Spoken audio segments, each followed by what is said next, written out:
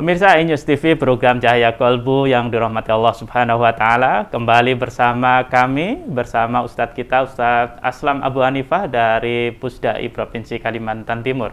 Ustadz, menarik sekali ketika tadi dinyatakan bahwa surat Al-Hasyr, bahwa disebutkan bahwa seandainya ayat ataupun surat itu diturunkan sudah mencukupi untuk sebuah nilai pribadi kita yang solih. Tetapi ketika kita membaca ataupun pengantar dari Ustadz tadi, ternyata ada beberapa hal, termasuk distribusi kesalehan itu bagaimana setiap kita dituntut juga untuk memberikan sebuah nilai kebaikan kepada orang lain. Tentu ada hambatan-hambatan di sini. Ketika kita merasa tidak mampu, ketika kita mungkin merasa sendiri dan sebagainya. Mungkin bisa Ustadz lanjutkan untuk terkait keterangan ini.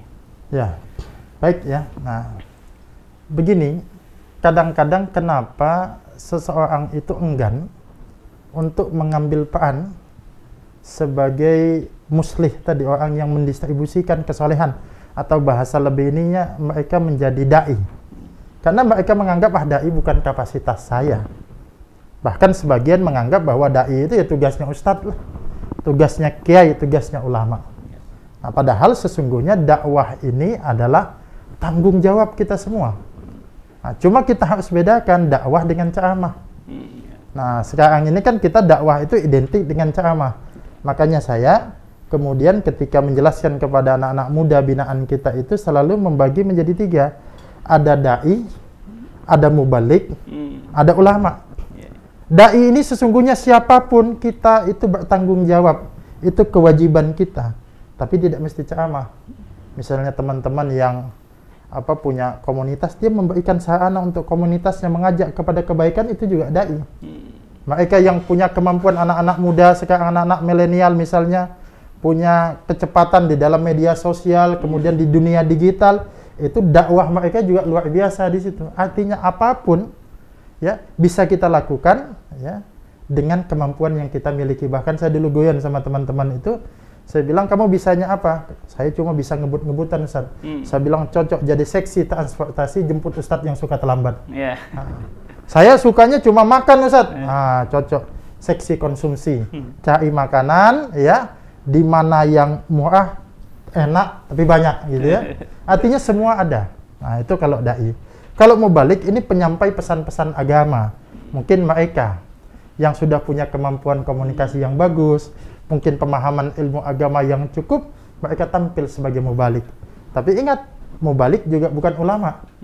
Mubalik belum tentu kapasitas ulama. Mereka tidak boleh memberi fatwa. Mereka hanya mengambil, menghimpun dari penjelasan-penjelasan ulama itu kemudian disampaikan lagi. Nanti baru ada tingkatan ulama.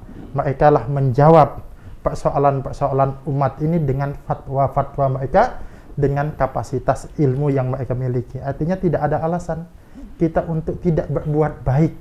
Semua kita itu punya jalan untuk berbuat baik. Yang penting kita memiliki kemauan dan kesungguhan. Oke, berarti ada 3 ya, ada 3 komponen, ada dai, ada mubalik, ada ulama.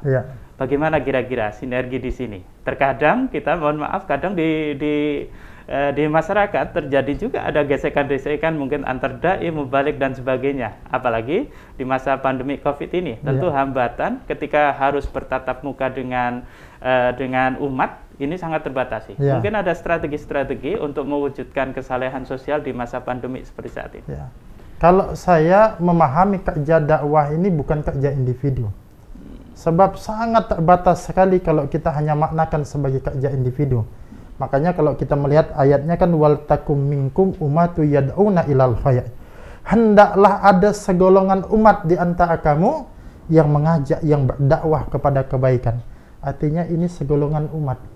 Nah, segolongan umat ini artinya sekelompok umat ini harus kemudian dipetakan lagi potensi-potensi mereka. Misal ya, nah, ini alhamdulillah termasuk ya program Cahaya Kolbu ini. Ini dia pandemi.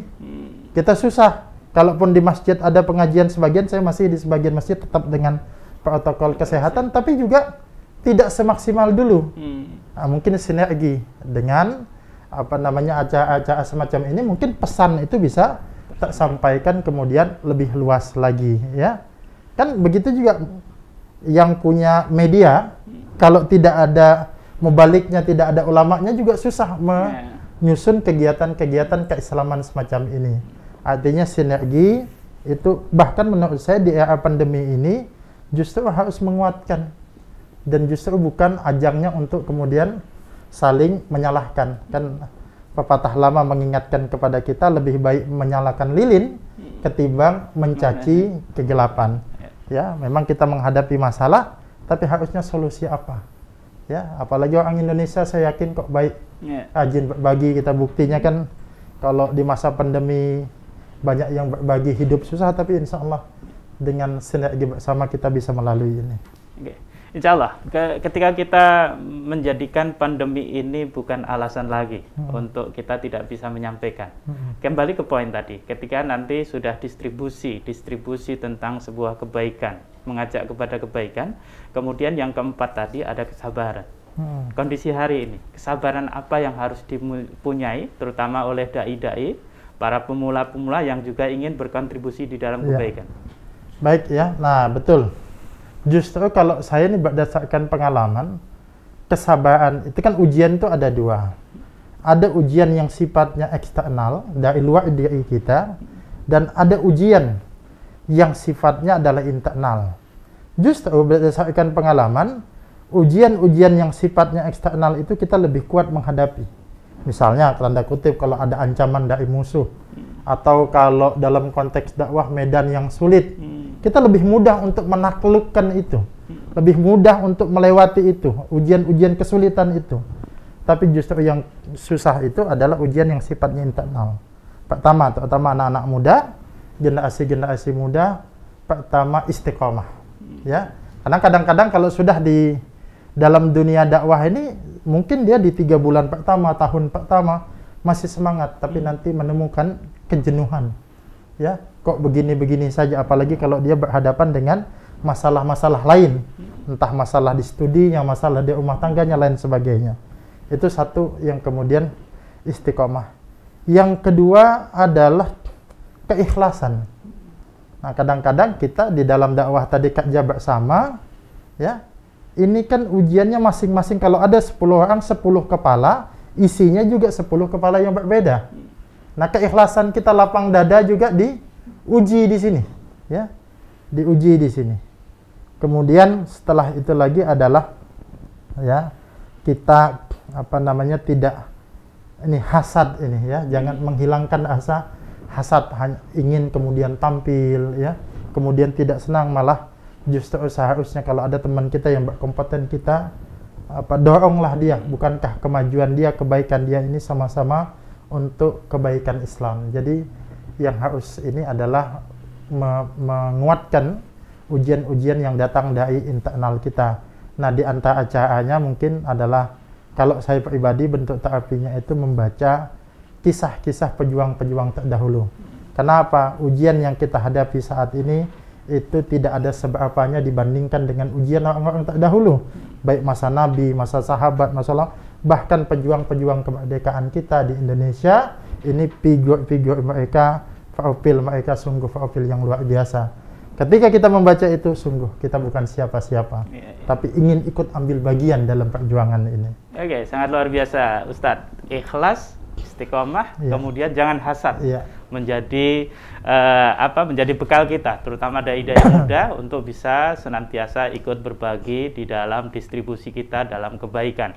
Pemirsa yang dimuliakan Allah Subhanahu wa Ta'ala, insya Allah ke sesi berikutnya, sesi ketiga, kita akan gali tentang bagaimana Pusdai bisa berkiprah dalam mewujudkan kehidupan sosial, dalam mewujudkan sebuah kesalehan sosial. Insya Allah masih bersama Ustadz kita, Ustadz Aslam Abu Hanifah dari Pusat Studi dan Dakwah Provinsi Kalimantan Timur.